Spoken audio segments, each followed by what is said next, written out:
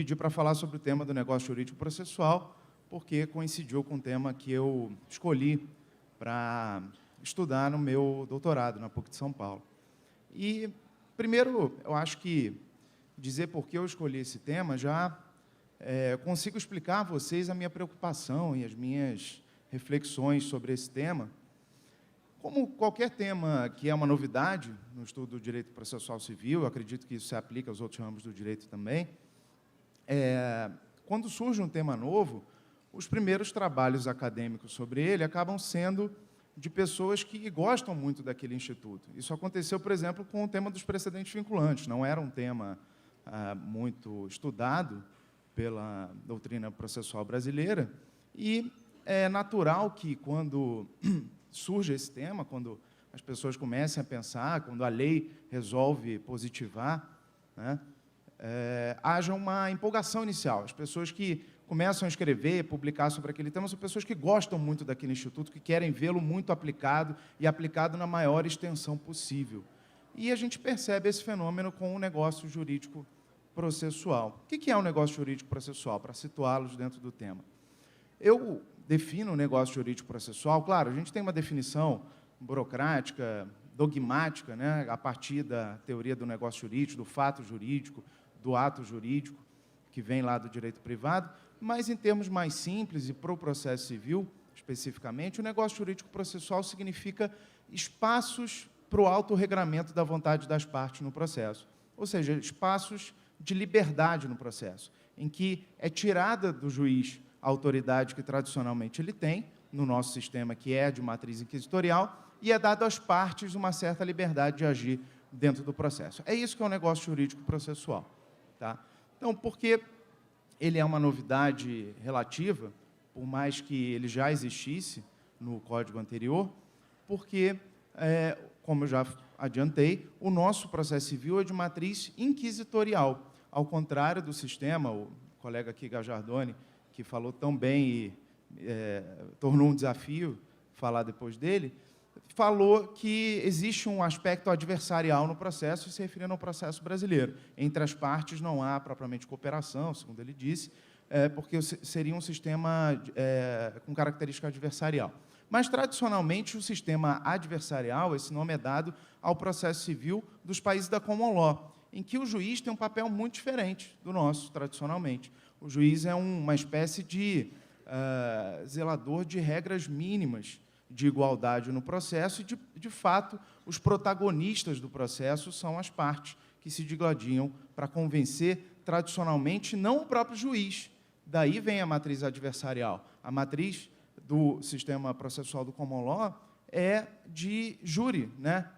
O órgão julgador, na verdade, tradicionalmente é o júri, mesmo em matéria civil. É óbvio que, com a quantidade de processos atualmente, com a complexidade das questões da sociedade, não é a maioria dos processos cíveis na Inglaterra ou nos Estados Unidos, por exemplo, que são decididos por um júri civil. Mas o sistema tradicionalmente era esse. E é por isso que as partes são protagonistas no processo. Vejam, faz sentido, o sistema fecha.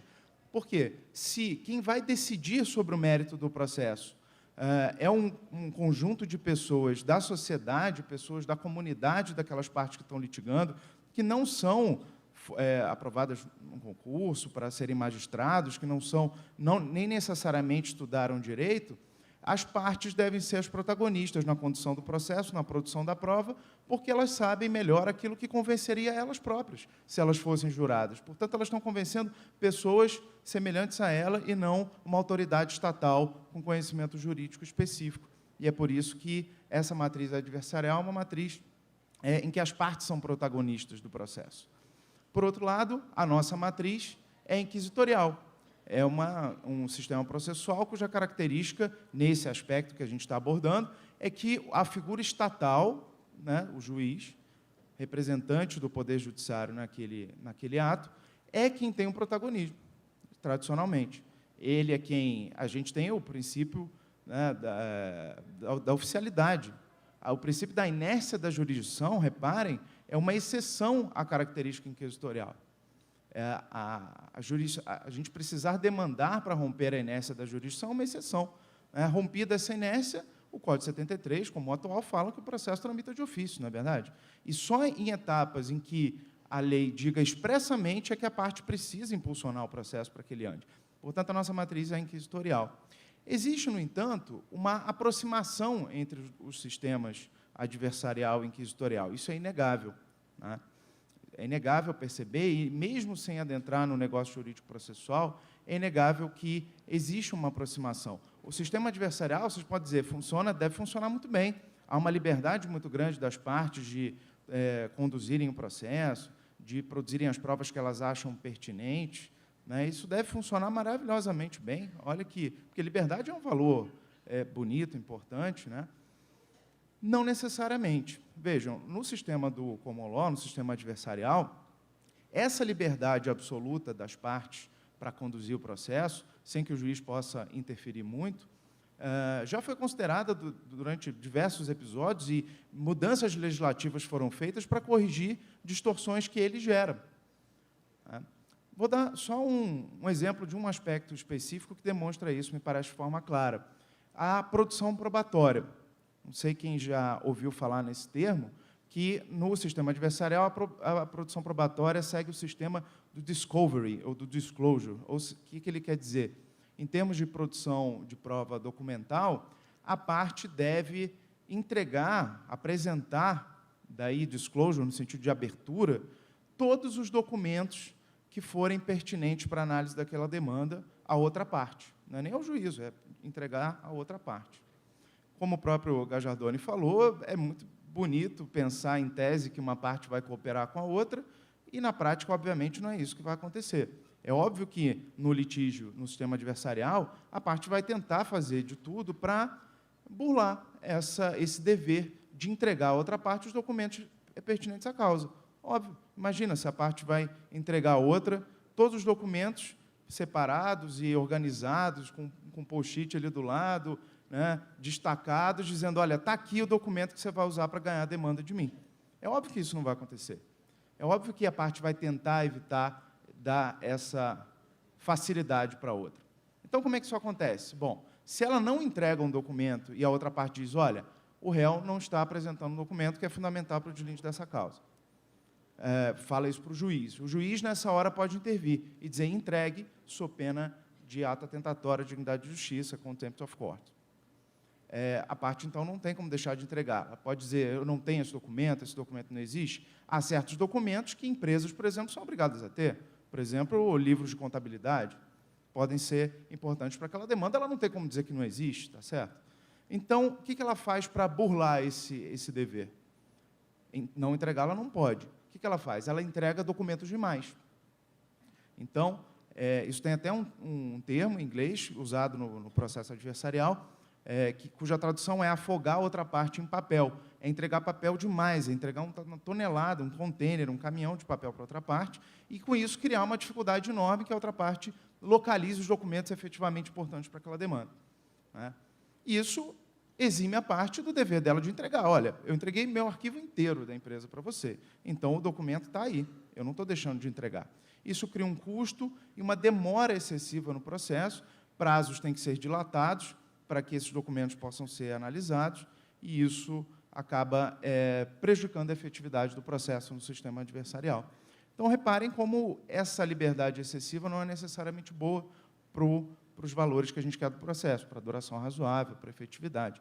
E mudanças legislativas até têm sido feitas ao longo dos anos para dar mais poderes ao juiz, para controlar um pouco mais o procedimento, ainda mantendo um caráter adversarial geral. Por que eu estou abordando esse aspecto do sistema adversarial? Porque o negócio jurídico-processual, como eu já disse, é o espaço que as partes têm de liberdade no processo.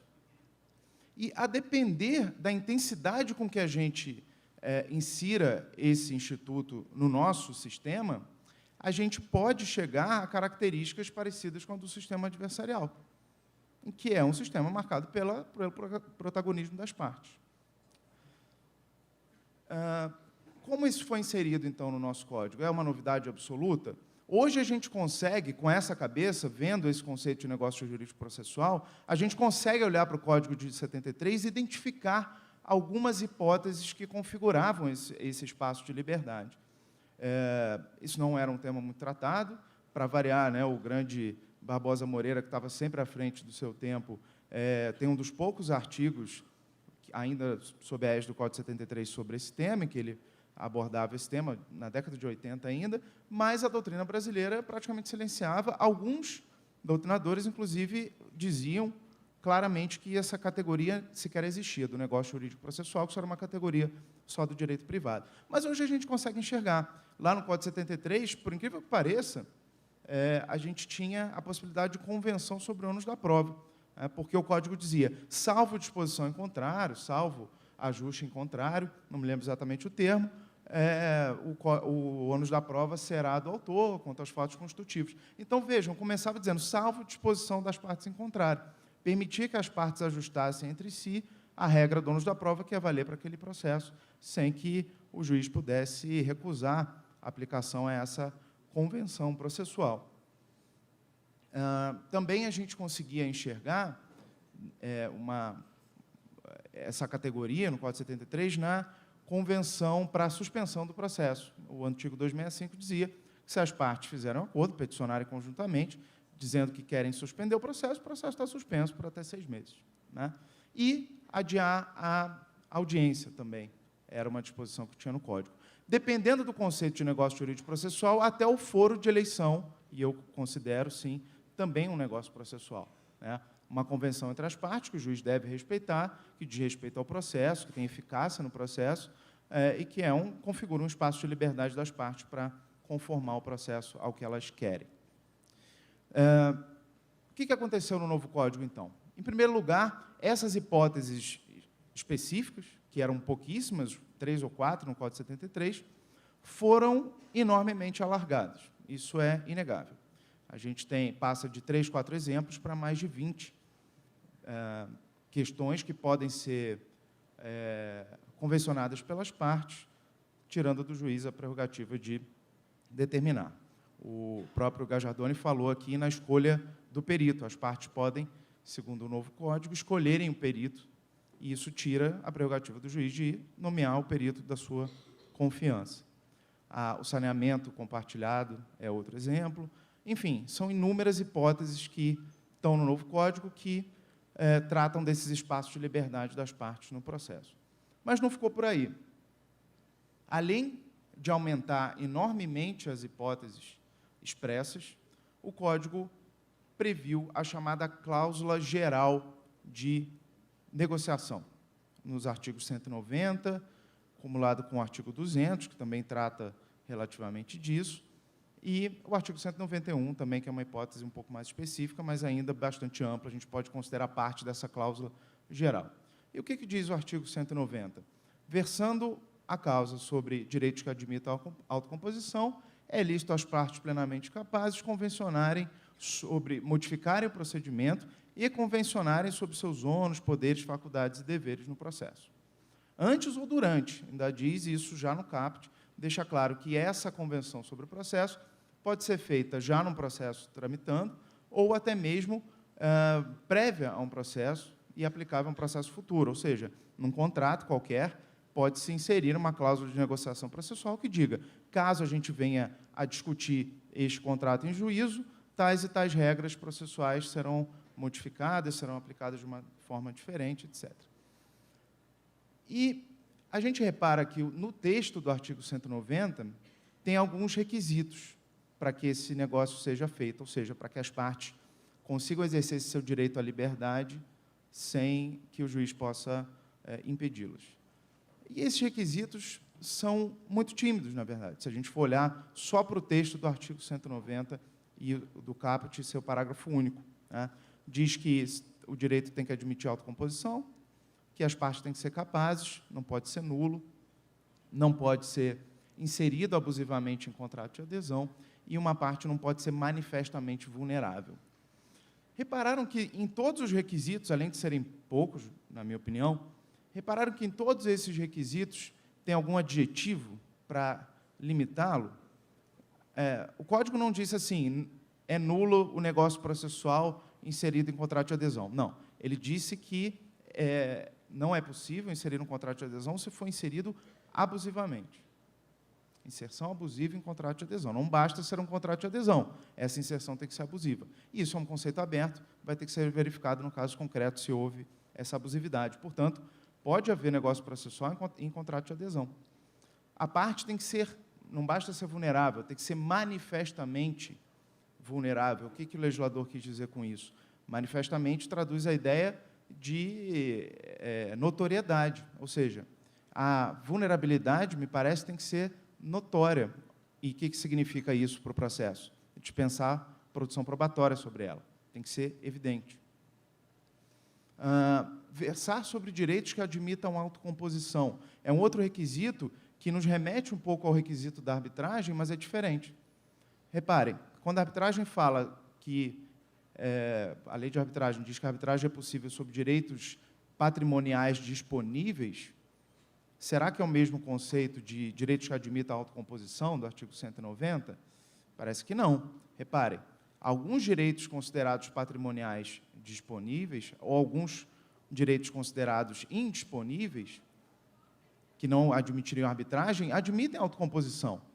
No direito de família, por exemplo, ninguém duvida que é possível fazer um acordo de guarda, um acordo de pensão, né? É possível, como chamou a atenção o Fred Didier, é possível que o réu reconheça a procedência do pedido, isso é uma forma de autocomposição, não gera um julgamento de procedência do pedido, sim homologação do reconhecimento da procedência. Então, no direito de família é possível fazer negócio processual e não é possível fazer arbitragem.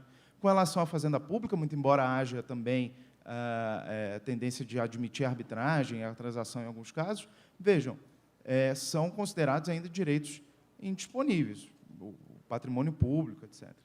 E, por outro lado, admitem a autocomposição. A gente sabe que a fazenda pública pode fazer acordos em algumas hipóteses.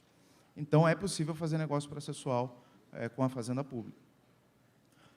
Reparem, então, que esse artigo parece ter sido feito nessa onda que eu mencionei de empolgação com o tema. Vamos dar a maior amplitude a ele porque ele é bom.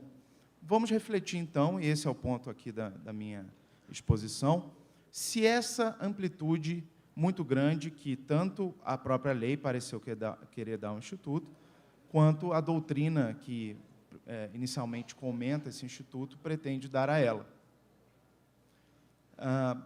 Qual é o valor protegido pelo negócio jurídico processual? A liberdade, né? Isso está claro na própria doutrina. Diz, inclusive, que, na dúvida sobre se um negócio jurídico processual a partir do 190 é possível ou não, deve-se aplicar a ideia de indúbio pro libertate. Ou seja, na dúvida, pode fazer o negócio. Então, o valor protegido, prestigiado por esse Instituto é a liberdade. Qual é o valor que o Constituinte, a Constituição, elegeu como valor primordial para o processo? Na minha visão, a efetividade, não a liberdade. A liberdade é um princípio constitucional, obviamente, mas quando tratou especificamente da jurisdição, o que disse a Constituição no artigo 535? Nenhuma lesão ou ameaça de direito pode ser afastada do controle do Poder Judiciário, de onde a gente consegue extrair um princípio de efetividade. Só se o processo for efetivo, ele vai conseguir evitar essa lesão ou repará-la se ela já tiver acontecido. Então, o grande valor que deve ser verificado no processo, na minha opinião, é a efetividade, não a liberdade. A liberdade pode ter um espaço, e tem, e esse espaço aumentou enormemente com a previsão desses institutos, mas se ela for considerado o valor primordial no processo, eu tenho receio, e daí a minha preocupação em tratar do tema, de que a gente possa criar, eventualmente, um processo adversarial demais. Uma pequena aproximação com o sistema adversarial, um incremento na liberdade das partes no processo em relação ao que a gente tinha antes, pode ser bom, pode ser democrático, pode ser interessante para o processo. Se for excessivo, pode ser prejudicial e o próprio sistema, os próprios países em que o sistema adversarial é aplicado, é tradicional, perceberam que esse excesso pode ser prejudicial à efetividade. Vou dar alguns exemplos para a gente conseguir visualizar e raciocinar junto como a gente pode compatibilizar e que outros critérios a gente pode adotar, que não só aqueles requisitos do artigo 190, para que a gente possa ter esse instituto bem colocado no nosso sistema. Exemplos que são dados de coisas que podem ser extraídas do artigo 190. As partes podem convencionar que não haverá prova pericial, por exemplo. Eu digo no contrato, um contrato qualquer de compra e venda, seja lá do que for, que se a gente litigar sobre esse contrato, não vai haver prova pericial. Pode dizer, bom, as partes estão abrindo mão dessa prova, legitimamente, conscientemente. Quem tiver o ônus de provar o fato nesse futuro processo e concordou em que não haverá prova pericial lá no futuro, é que vai ser prejudicado e ela sabe disso. Será que é possível as partes retirar a prerrogativa do juiz, eliminar completamente esse traço que a gente tem do processo inquisitorial porque simplesmente querem? Será que uma decisão, há interesse público em que uma decisão seja fundamentada na prova efetiva dos fatos e não aplicada simplesmente uma regra de ônus da prova? Repare, se as partes tiraram do juiz a possibilidade de fazer uma prova pericial, e o juiz, naquele caso concreto, entende que a prova pericial é fundamental para ele entender as questões fáticas atinentes àquela demanda. A matéria é técnica, eu não tenho conhecimento sobre ela especificamente, preciso produzir uma prova pericial. As partes convencionaram que não vai ter. O que resta ao juiz se ele não tem condição de verificar como os fatos ocorreram sem uma perícia? Ele vai ter que aplicar a regra de ônus da prova, que é uma regra, como o Gajardoni muito bem colocou, de desempate. Eu não sei o que aconteceu direito, não estou convencido sobre a prova que foi produzida a respeito dos fatos. Portanto, eu vou aplicar uma regra formal de desempate. Então, eu vou julgar contra quem tinha o ônus de provar. Essa decisão não é dada com verdadeira atenção aos fatos reais, à verdade real no processo. E ela perde um aspecto da fundamentação que é importante, que é convencer as partes sobre a correção da decisão. O aspecto da pacificação social, da fundamentação, é importante. Uma decisão fundamentada nos fatos realmente acontecidos no processo, no mundo real, levados ao processo, tem mais condições de convencer as partes de que ela é correta do que uma decisão que simplesmente aplique a regra de ônus da prova, que é uma questão jurídica, formal, e que o leigo, o jurisdicionado, não vai compreender como uma decisão correta. Como é possível compatibilizar essas duas questões? O artigo 369 do novo Código, ele, é verdade, diz que a parte tem direito à prova, que ela entender pertinente ao caso. E o artigo 381, que fala da produção antecipada de prova, agora diz que a prova não serve só para convencer o juiz, serve também para promover a autocomposição, para a parte deixar de entrar com a ação. Então, existe um direito da parte à produção da prova, mas existe ainda no 370 a prerrogativa do juiz de determinar a prova de ofício e indeferir a prova que ele achar protelatória. Se as partes fizeram esse acordo para não ter prova pericial, me parece que isso afeta o direito delas de exigir a produção dessa prova de acordo com o artigo 369. Mas não retira a prerrogativa do juiz de determinar de ofício, se o juiz entender que essa prova é pertinente pelo artigo 370. Então, eu não estou dizendo que esse negócio processual não tem validade, não tem eficácia. Ele tem, mas tem só com relação às partes. Outro exemplo que a gente pode pensar de aplicação disso. Vamos dizer que as partes queiram modificar o procedimento e criem um procedimento extremamente longo, custoso e difícil. Vamos dizer, elas sabem o que estão fazendo. Se elas querem abrir mão do seu direito à duração razoável do processo, elas podem, porque é o processo delas que vai demorar demais. Se elas quiserem criar prazos de 6 meses ao invés de 15 dias, querem prever que serão feitas 40 audiências naquele processo, o problema é delas. O processo delas é que vai durar muito. Será que é? Será que a gente pode aplicar a mesma lógica da arbitragem ao processo civil? Será que a gente pode criar um processo realmente muito mais custoso do que outro? Repare, se eu crio um procedimento como esse que eu falei, com prazos de 6 meses, prazos de 1 ano, com inúmeras audiências, é evidente que isso vai afetar a administração dos demais processos. Se o juiz é obrigado pelas partes, por uma convenção processual, a fazer 40 audiências num processo, isso prejudica, obviamente, a atenção a ser dada aos outros processos que ele tem para decidir. Portanto, existe um aspecto de macroefetividade, macro duração razoável, que é da administração dos processos em geral. não é só das partes num processo concreto.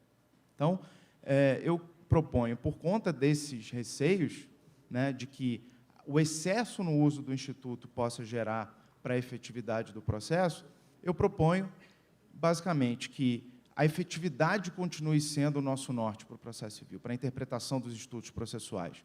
Se eu pretendo fazer um negócio processual que vai prejudicar a efetividade, tanto naquele processo quanto macro, como eu falei, esse acordo deve ser considerado inválido pelo juiz, me parece. Se esse acordo ferir alguma garantia constitucional fundamental, ele deve ser considerado inválido pelo juiz. Repare, o juiz não tem que concordar com o acordo, ele faz o controle de validade, mas a validade, obviamente que se algo for inconstitucional, é inválido. Sobre essa questão dos direitos indisponíveis, só para encaminhar para a conclusão, um exemplo é muito evidente dessa influência.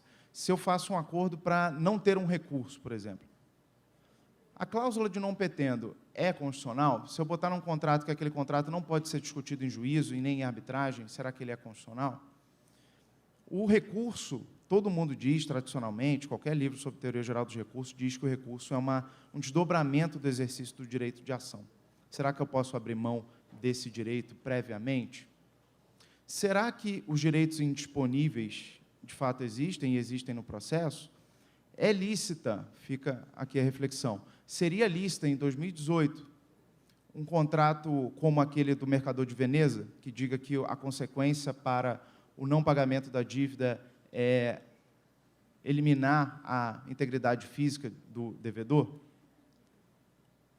Então, se no direito material há um núcleo de indisponibilidade de direitos, do direito à vida, do direito à integridade física, me parece que no processo também há uma proteção ao indivíduo para que ele não abra mão indiscriminadamente dos seus direitos fundamentais, sem saber as consequências ainda dessa decisão, e, portanto, esse é um outro freio ao negócio processual.